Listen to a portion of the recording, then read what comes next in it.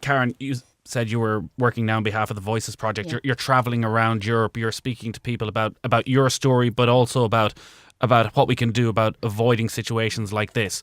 What's your sense of where Ireland stands in Europe in terms of child protection?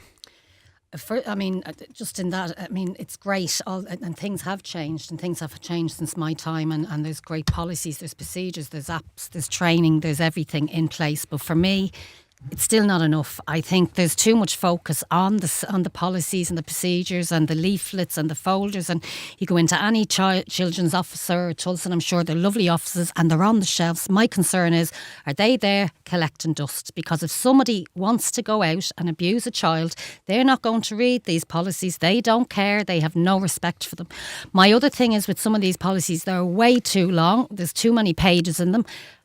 People aren't going to read them. They might get to page 3, 4, maybe 10. They don't read the whole lot.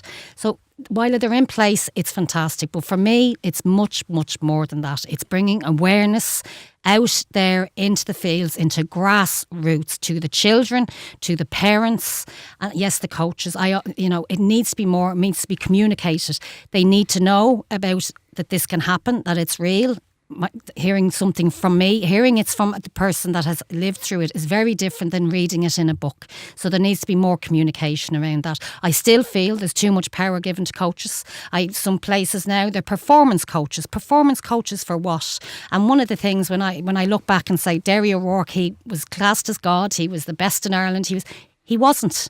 We were the best in Ireland. It was us. It was the swimmers. I and my friends were the best in Ireland. We were the swimmers, as to all the other swimmers. So I still think there's too much control and power given to coaches. They're only coaches. They can't do anything. Children are the sports. Sports is nothing without children.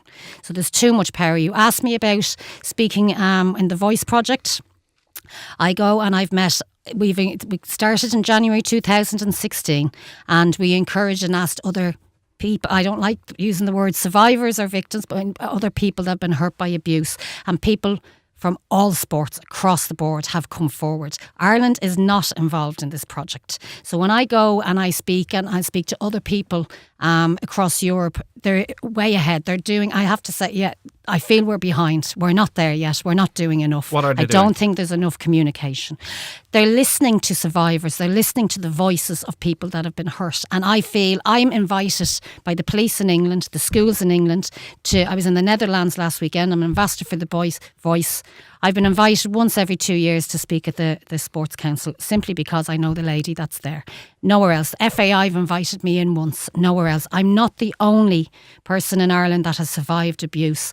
There is a wonderful lady, Shannon Daly, who has set up a Facebook page, and it's called Survivors Side by Side. There's 1.4k people on that page, all survivors of child abuse.